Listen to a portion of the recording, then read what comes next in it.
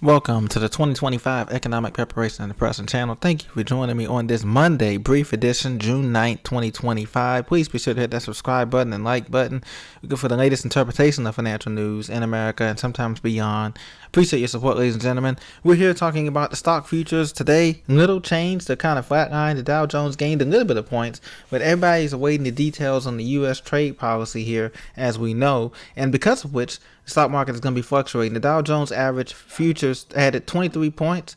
The S&P 500 and NASDAQ also rose 0.1% here. So it's kind of flatlining here as they're waiting for the traders are waiting for the decisions to be made. So we have to wait Tuesday for the small businesses data due in the morning. We also have to wait for other decisions that they're going to be making too as well. So we just have to wait and see what happens here with that. So inflation is going to be ticking higher as tariffs reach the U.S. consumer. So inflation is currently, like they say, it's around 4 to 5%. You can see here that inflation is going to be reaching higher because of the prices are going up on everything, including food and energy costs. It rose 0.3% in May, the most in 4 months, according to a Bloomberg survey of economists.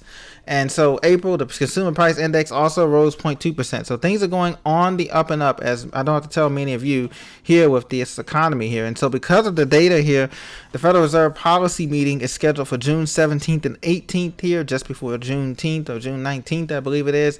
And so what we're going to be looking at is we're going to be looking at a decision they're going to have to make here about whether or not to lower these rates by 25 basis points or maybe 50 basis points. To leave them unchanged. That's basically the decision that they have right now in the month of June. So with that being said, gold continues to soar and silver soars above $36.50 as the rally continues. So if you can't get your hands on gold, silver is also making a strong rally this year. Gold rebounds after pullback, Treasury yields fall. Everybody's looking for the safe haven. Many people are going back to index funds and mutual funds and gold and silver, cryptos. Everything is under play now as people are flocking to the safe haven ahead of all of the tariff and other decisions that are going to be made later on this year.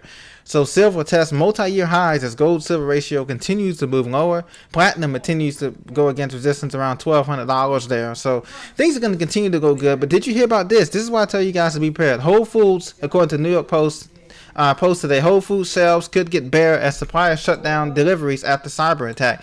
All of these systems are hackable, no matter what you're using, a Windows, a Mac, or Linux.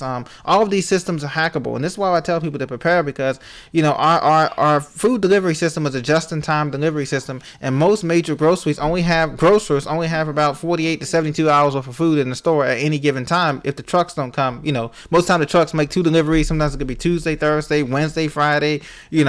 Monday, Saturday, whatever schedule they're on, it's a just-in-time delivery system. And so it's better to be prepared because all this can be hacked. Remember, they use computers too to do the inventory, to scan the products in the stores and put tags on them and RFID tags and all that kind of stuff. So United Natural Foods, a $31 billion distributor of natural and organic products, said it was hacked. The system was hacked. And it's a Rhode Island-based company known as Unified. Unified, you can see here the trucks here. So they got hacked, and people were informing the customers. Some of these Whole Foods here were informing that the retail customers on Saturday and Sunday, informing them that there will be no deliveries on Monday, which is today, adding that it did not know when the disruption would end. So you can see this has left Whole Foods and others suppliers, vendors, without any type of grocers from this, at least from Unified. Among the items, Morton Williams said 20 stores receive Unified of frozen and dairy items, including Stonefield yogurts, as well as San Pellegrino and LaCroix sparkling waters. The chain has also contacted other distributors to supply those and other items if the disruption prolongs. Sometimes it's not just a shipping problem. Sometimes it can be a cyber problem, as you can see here. You can have a system go down. Same thing with the gas stations. The pump goes down. There's some kind of malfunction with the weights, the way the pumps measures the gas. They have to close the gas stations in your town or your city.